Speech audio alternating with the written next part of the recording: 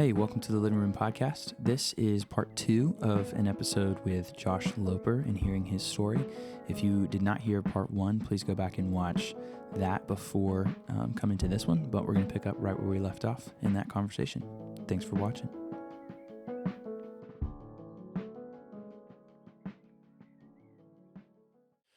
So the boots came, they showed up, and Mom and I were back to talking. They showed up, and I tried them on. She asked me how I liked them, all these things. Everything was good. And she said, "Can I ask you a favor?" At one point, and I said, "Yeah, sure." She's like, "I bought you these boots, and I don't want to ask anything in return, really, but will you just do me a favor and ask God to reveal himself to you every day?" I can't remember if she said 21 days or 30 days. But she said, "Will you just do me a favor and ask God to reveal himself to you for, let's say, 30 days straight?" And I said, "Okay, sure, whatever." Like, I remember thinking, of course, it's not going to change anything.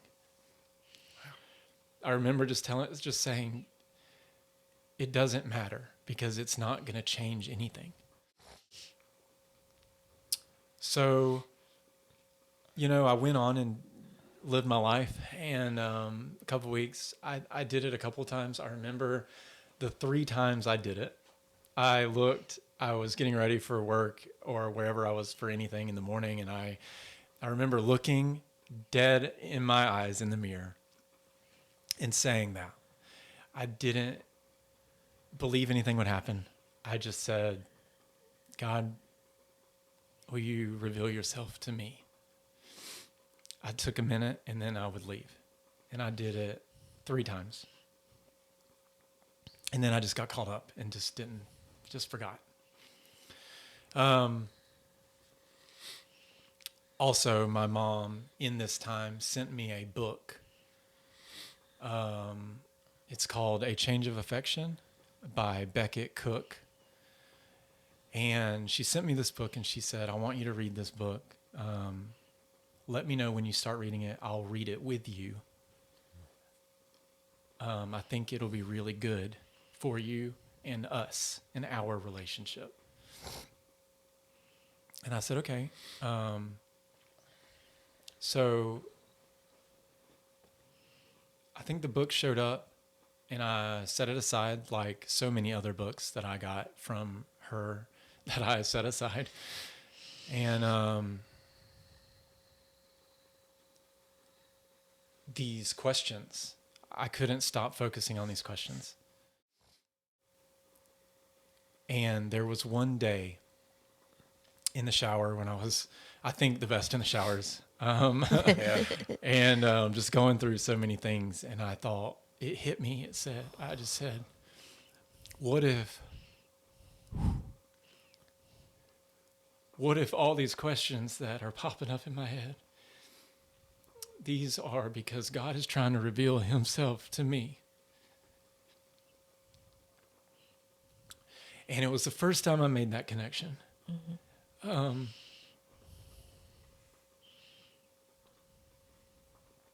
And it was the first time I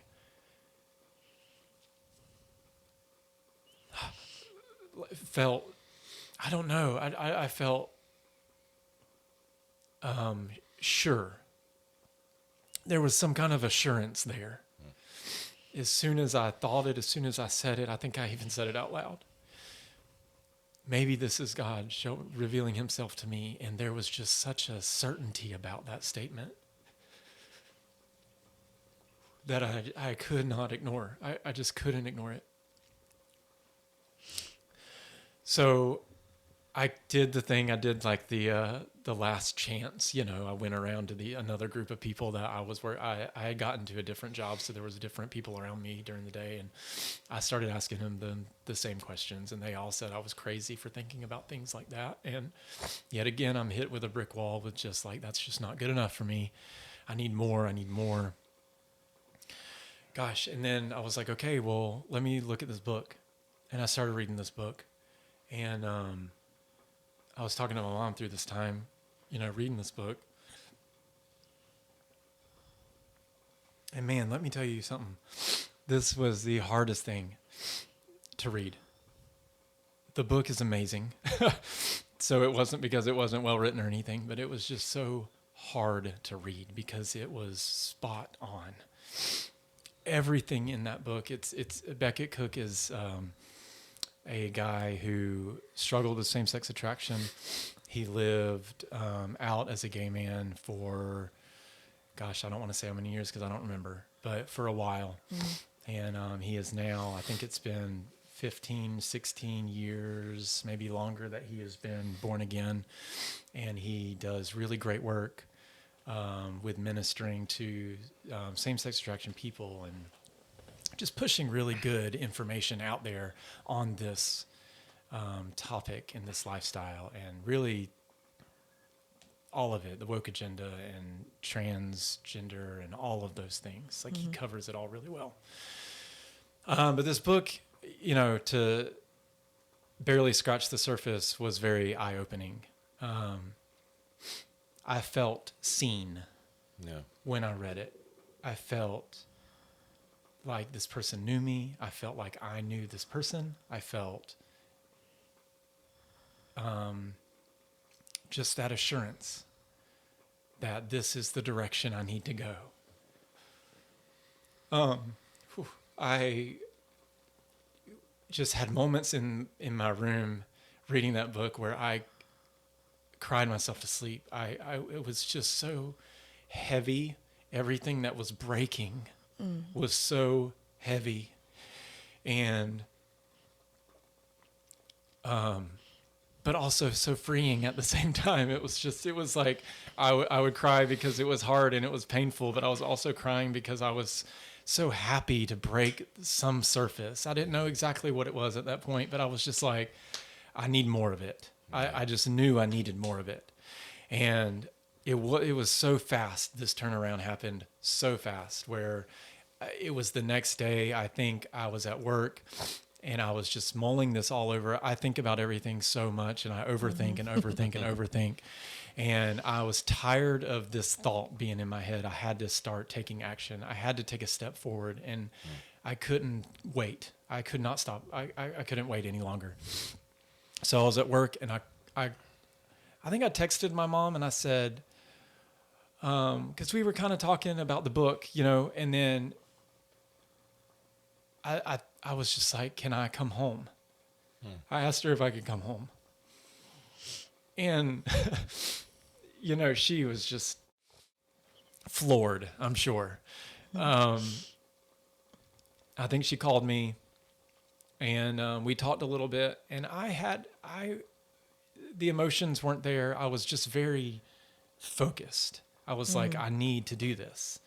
And if you will have me, can I come home? And she, of course. I said, okay. I said, there's some things I need to take care of here. My lease doesn't run out until the end of April. This was end of January, I think. February. No, this is the end of February. Sorry. And my lease ended at the end of April of 2023. So I was like, I don't want to burn any bridges. I was working 2 jobs at the time.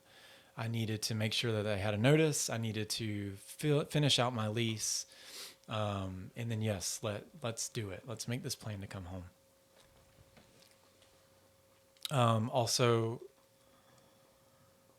in this time, I told you the guy that I was seeing, we had broken up 4 times up to this point. Our relationship was extremely rocky, go figure. In that moment, while all this is going on, I wasn't very fair to him, I don't think, because I was still trying to understand all of this that was happening, but I wasn't open with him about this either. Yeah. So I do feel like I blindsided him a little bit with it, but I knew it needed to end, so I cut it off. We broke up.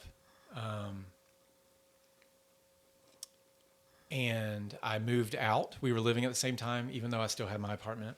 But I moved all of my stuff out of his place, well, our place, and then I moved back into my apartment. But I just know. I remember, telling my mom I needed to finish this lease out, and then yes, we can do it. Him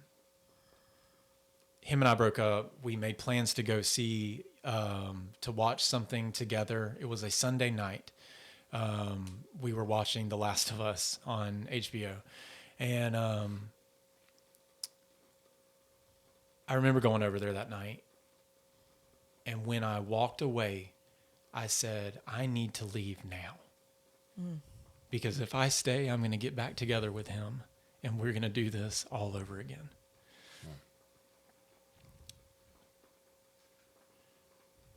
And 3 days later, on Wednesday, maybe it was 2 days later, on Tuesday, I told my mom, I said, I cannot wait. I need to go. We need to go. What do you think?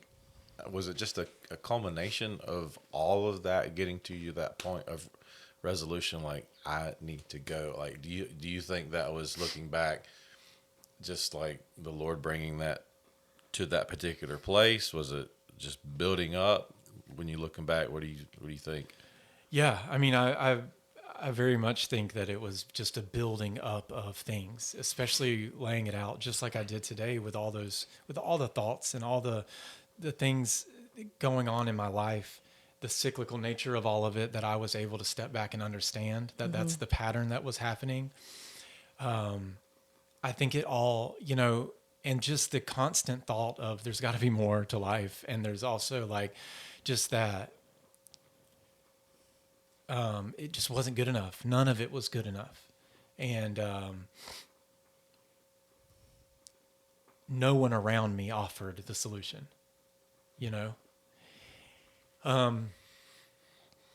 and then everything that happened after reading this book and through this book and just getting closer. And I started listening to Christian music again in that time. I started listening. Jensen Franklin was a big influence in me through the youth group and Winterfest. So I've always kind of kept an ear out for him, over all the years. And so he was, Ring of Church of God podcast and Jensen Franklin podcast. It was like, okay, those are definite. I know I can trust those sources. Yeah. So I started listening to those and just having that in my life again, even in the small amount that it was. It was just a culmination of all of that, and almost in the way that the boiling water and the lid on the pot blew off when I came out of the closet. It was like this. In that moment, I had to go. I just had to go. I didn't think. I was obviously terrified. I had no idea what that meant. I did not know what I was going towards exactly. I just knew I had to get out. Because again, if I stayed, I knew I would get back with this person, and I knew that I would get stuck. There was just, I couldn't avoid that. Like it was assurance there that that's what would happen. I was confident that that's exactly what would happen. So you left Atlanta and headed home. What was that moment like when you were in the car and you were leaving? I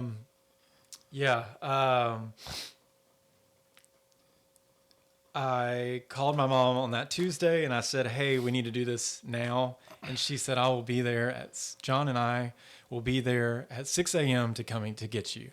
She said, you better be ready. You better have everything packed. We're going to get you. So that day was a whirlwind. I finished packing. I drank a third of a bottle of Bullet bourbon. I think I smoked a pack of cigarettes that day. And because I was just so stressed. I was so scared.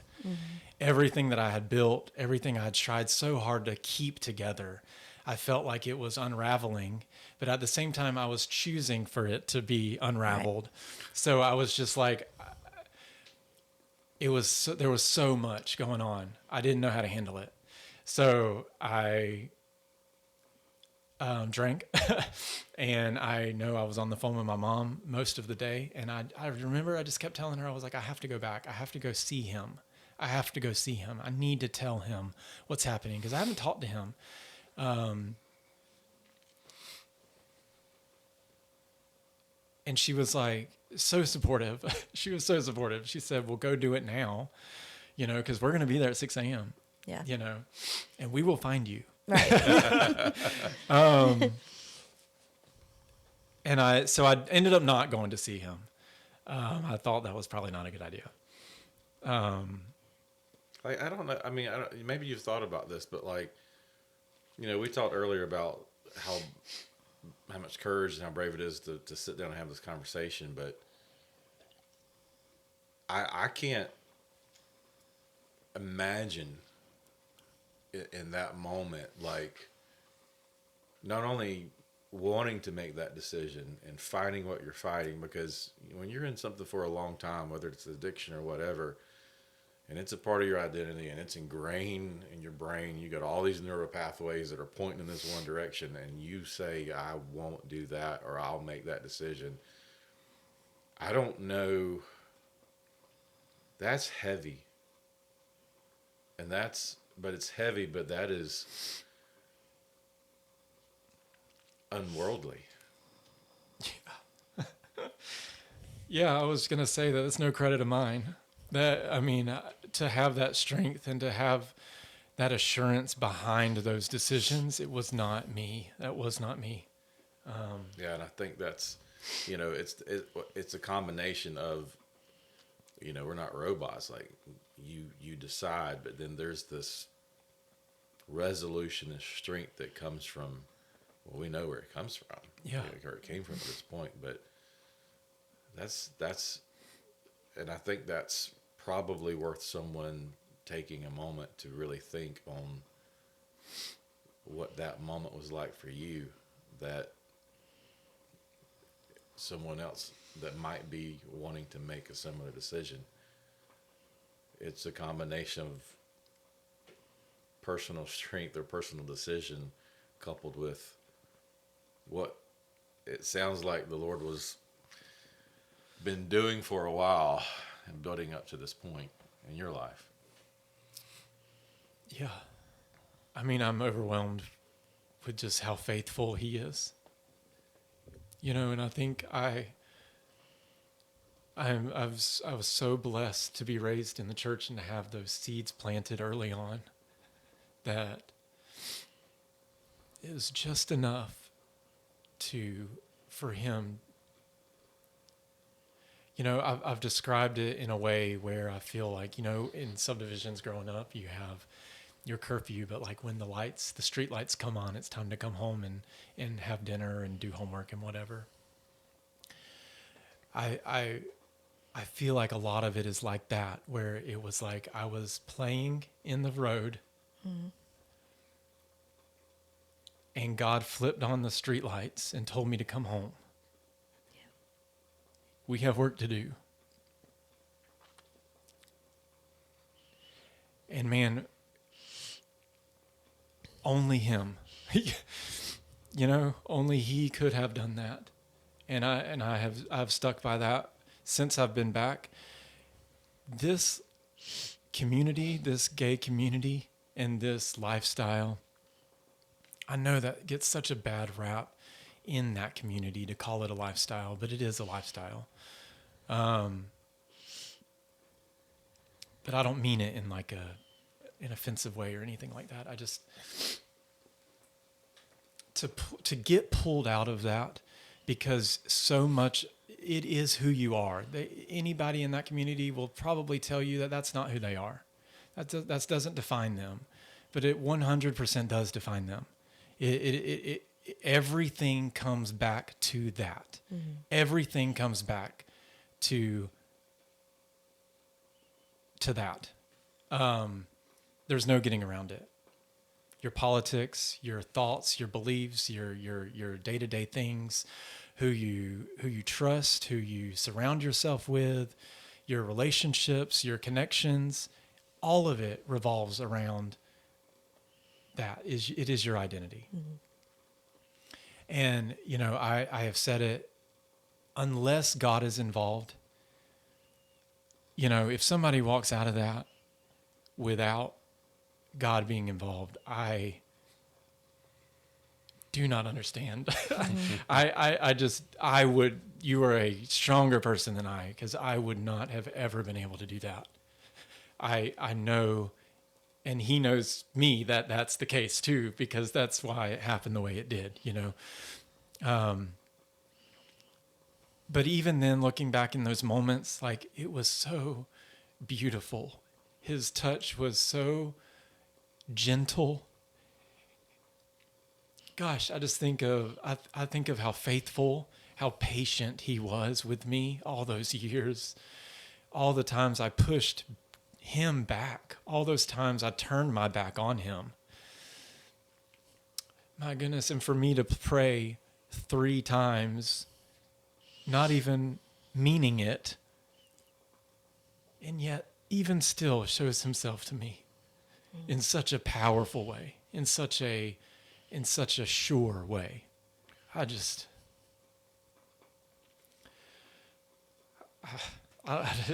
unreal. It's unworldly.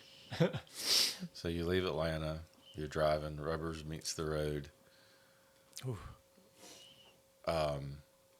You're on the road, you're on the highway. Was it like leaving darkness behind? Man, I know, and I know it sounds so cliche to say this, but it really, it's like Atlanta was a fog, and we were driving out of the fog. Everything was brighter, everything was lighter. You know, I wasn't heavy. I didn't feel. I was definitely scared. Yeah. I was definitely worried. I was anxious. I was stressed. But that's not the strongest feeling I had. The strongest feeling was, I'm moving in the right direction. Yeah. I am moving in a positive direction, and I could literally see it. I can literally see the sun.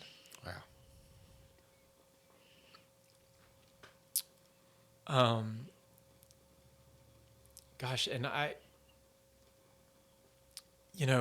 think back on how trying to share this story and maybe having someone in the community listen to all of this, and I can even see them now just like saying, that's not, you're just making that up. And I just, man, if I could explain it in a more impactful way, I could, but I really can't unless you experience something like that. I don't think that there's a better way to explain that. At least my experience was that if you can picture Atlanta being a fog, Atlanta with my lifestyle, my identity, all of that struggle, and us getting on 75 and going south, was me leaving all of that behind. That's exactly what it was. That's what it felt like visually. That's what it was. Yeah. And what it seems like to me is, you know, you hearing his voice, you know, when you talked about that, like, it's time to go, you knew it maybe it sounded like you, but it's the Lord, you know, is you being obedient. Like, you know, when you are obedient to what he is telling you to do, you know, get in the car and go, like, right now. To me, that's what's standing out. That was a ultimate act of obedience to who you knew. You know, you knew him from a young age. You knew his voice. Yeah, and only he could have done that. You know, only he could have done it. Only he could have gotten to me the way that he did. You know, I think about other situations where I've talked, you know, especially early on when I came out. I sat down with Les and Tressa at one point, and, you know, I talked to my mom a few times about it, but I was such a brick wall. I had so many things built up. I was stone cold. And for him to line everything up the way that it did, to break those walls in the way that he did, was so specific and personal to me. He knew that that would work for me. Yeah. I see his love in that. I see, you know, his mercy in that. His faithfulness. I just think of him holding us in his palm, in his hand. Yeah. Not letting us go ever, even though we turn our back on him so many times sometimes. Like, I was always there, you know. He always was looking at me and watching and rooting for me, you know. Yeah. And so you get home, and, you know, it's the story of that, and you just coming out of all of that, and this weight lifted, you know. And I think, and I've heard you say this before, a lot of people think that's the end of the story. You know, you've come to the light, or you see the truth, or and you come to that, and you're like, all right, everything's good. Yeah. You know, it's great. Everything's great. But then I think, and I suspect that when you got home, that's when the real work began. Would you say that's? Yeah, absolutely. It kind of threw me off.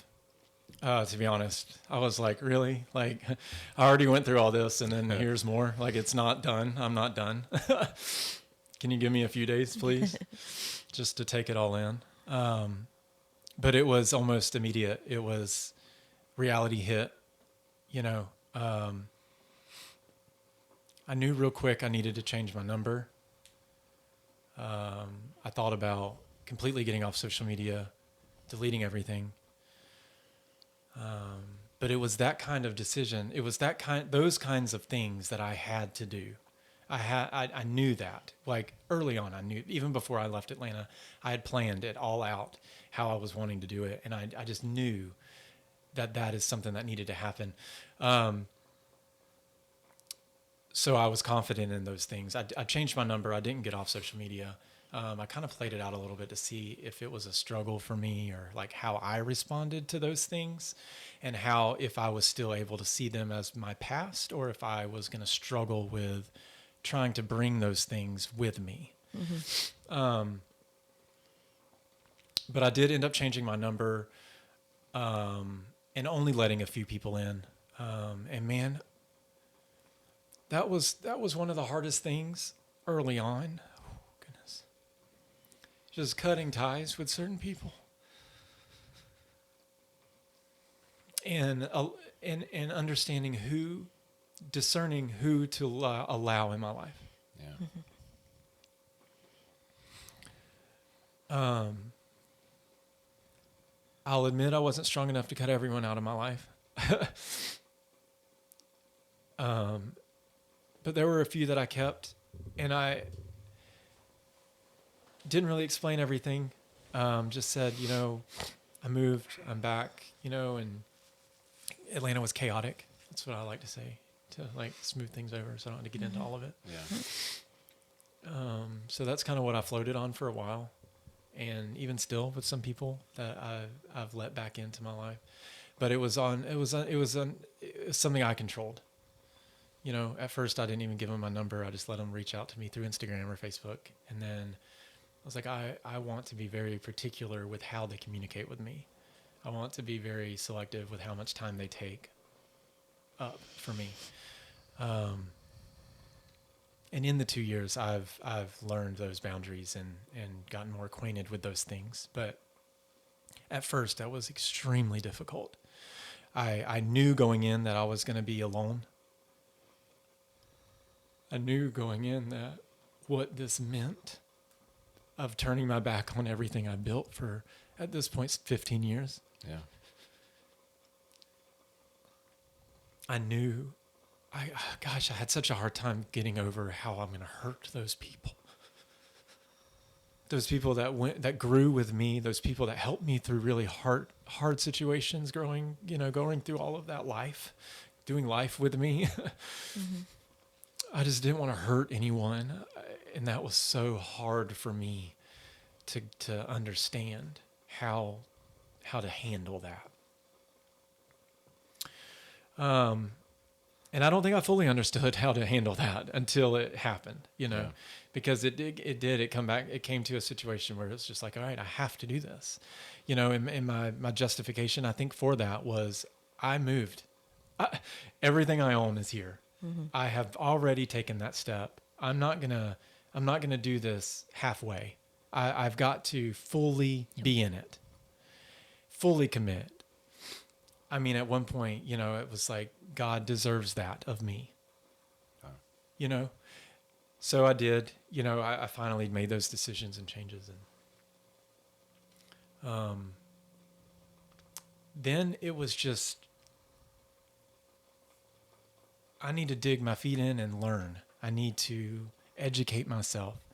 I started asking questions about what I struggled with same-sex attraction in the Bible. I needed to, at this point, my heart was in the right spot, but my mind was not there. My mind did not understand it, but my heart was sure. So I needed to get them together. Mm-hmm. They needed to sit down and have some coffee and meet.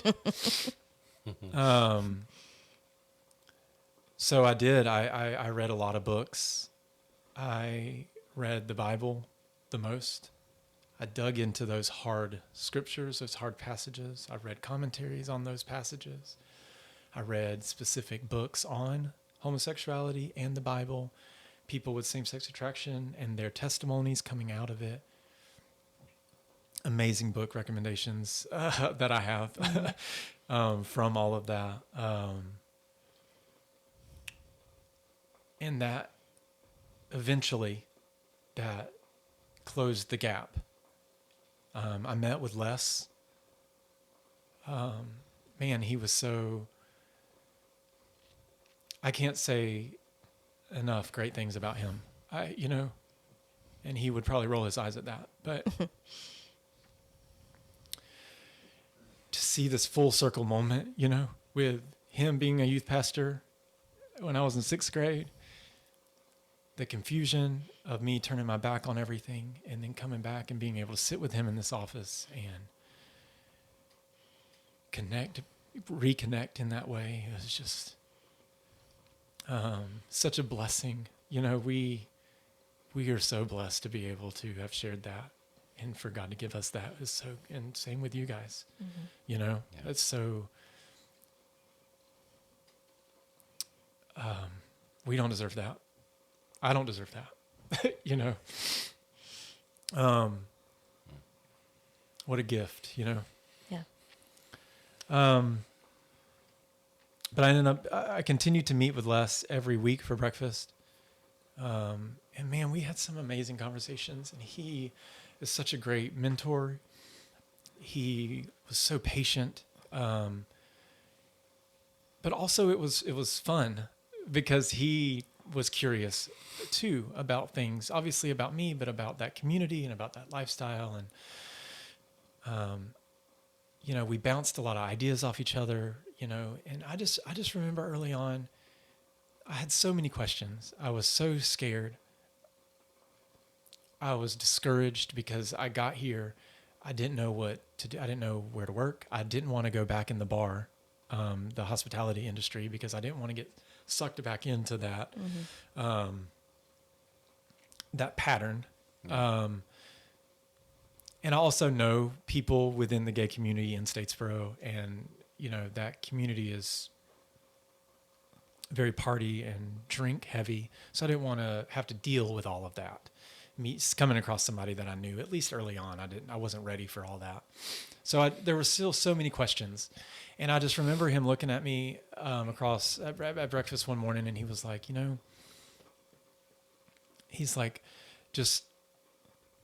we all have questions. There are things that we don't understand. There are things that I don't understand, even being, him just being a pastor. And, there are things that he questions and is not 100% sure on some things. But he said, in the decisions like this, always look back on things that you know to be true.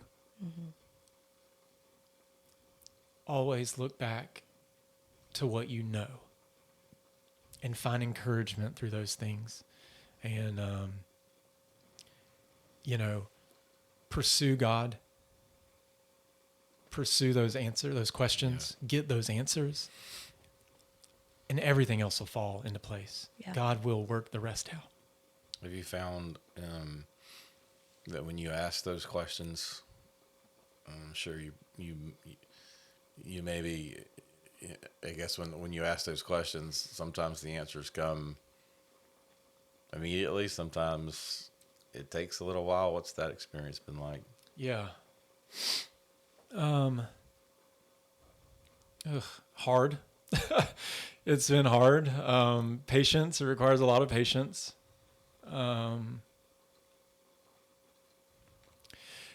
But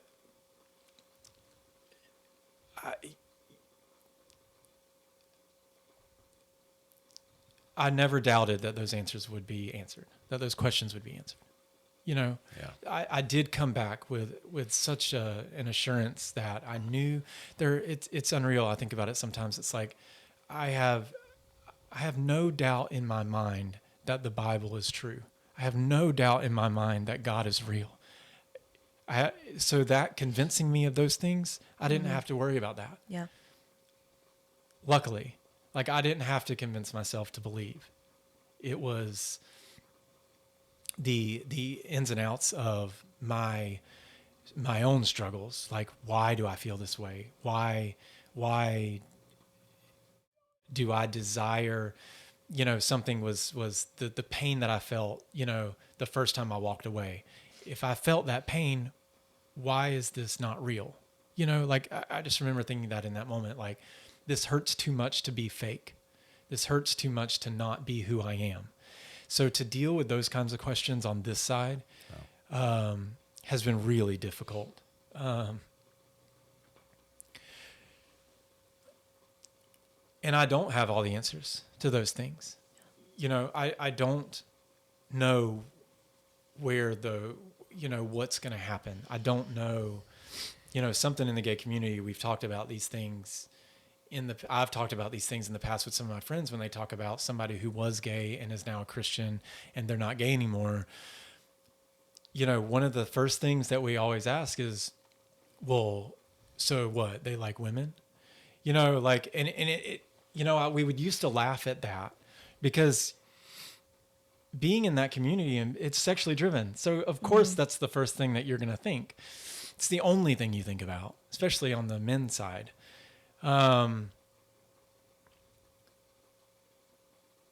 So just for someone who may be listening, who's dealing with that, or may think that, or may doubt some of these things, I still struggle with that. I still struggle with some of those big things. I still have those desires. I still have, a lot of confusion with those things. It's not like I was saved and all of those things are fixed. It's not like all of a sudden overnight I'm attracted to women. Mm-hmm. It's not like, and that can be said for everything that right. I went 15 years with no filter in my life. Yeah. There are so many things under the surface that God has revealed to me since that were wrong. And that is, that's something too that I just learned early on, that heterosexuality was not my goal. Holiness is my goal. The pursuit of being more Christ-like was my goal. That is my focus, not who I'm attracted to.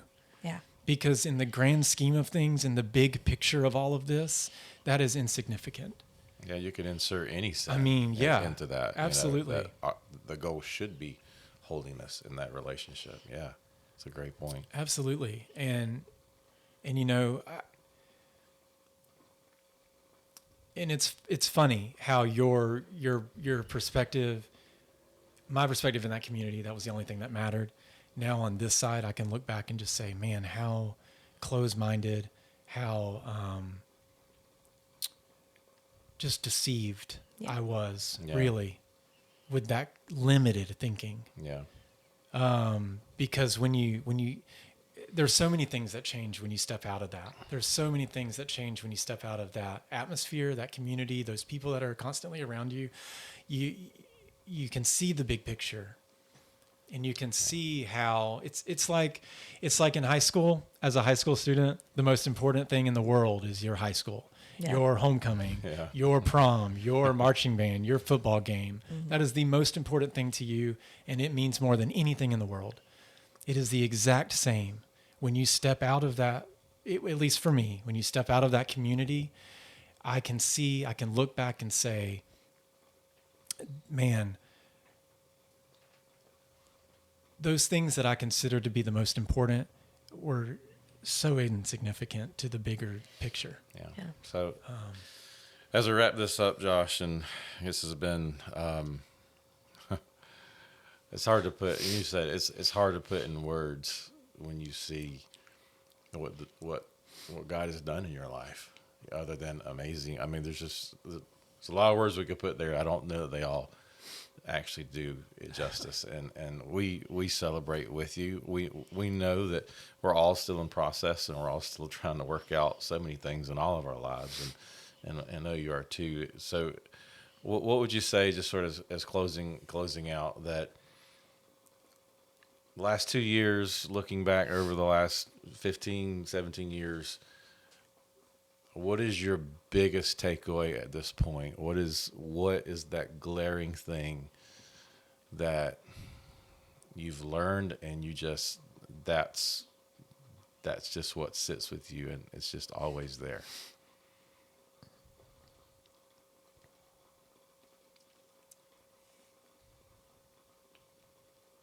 I wish I could tell you everything that has happened to me in the past 2 years that God has shown me in only the way that he can.